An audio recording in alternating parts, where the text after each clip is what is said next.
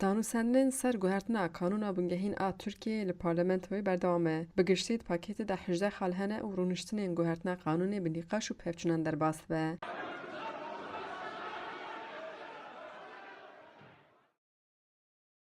Di pevçûnan de hin parlamenter birîndar jî bûn. Pakêta guhertina destûra bingehîn de xala ku herî zêde partiyên opozisyonê li dijî derdkevin, sîstema serokatiyê ku erka serokkomar pir tê zêde kirin. Serokwezaretî tê rakirin, serokkomar dibe serê hemî rêveberiye û piraniya erkê parlemenê jî dikeve destê serokkomar.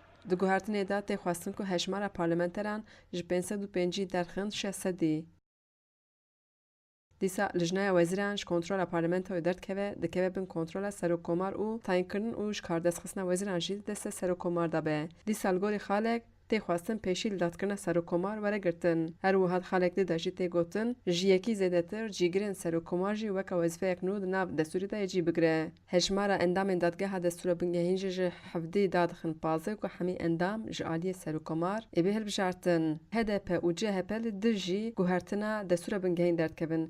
HDP dibêje ji ber ku hev serok û parlamenterên wan girtîne bi bêheqûqiyek mezin re rûbirûne û di nav rûniştinan de divê serokê wan û hevalê wan jî cî bigirin. Dîsa dibêjin di dema rewşa awarte de guhertina destûra bingehîn ne rast e, AKP dixwaze sîstema dîktatorî ava bike.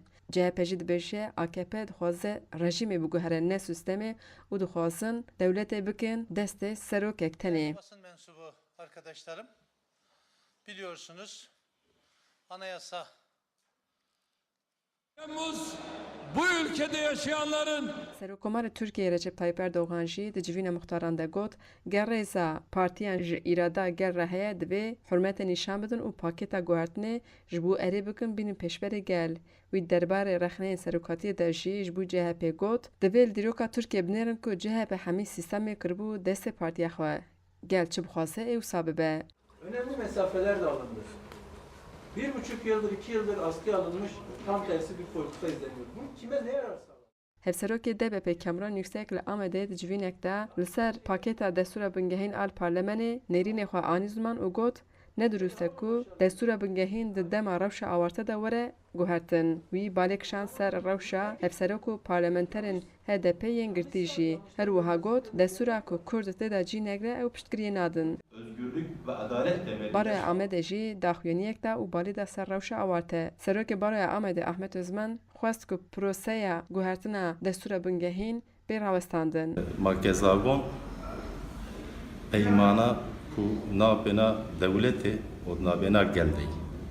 Markezagon mafên mirova li qarşî devletê diparêze. Mafên mirova wekavê digere bin havê bin temînat kê. Ji ber vî havî civakê de her renk, her fikir gerek wê markezagonê de xwe bivîne û di wê dê de temînat kî wî hebe. Piştî 15 Temmûzê jî rewşa awarte hat davakirin. Yani rewşekî awarte de markezagon kî nû ya jî guhertina markezagonê ne mümkün e bi sehet dewam bike û bi sehet encamek derê holê. Xecican Farqîn, Deng Amerîka, Amed.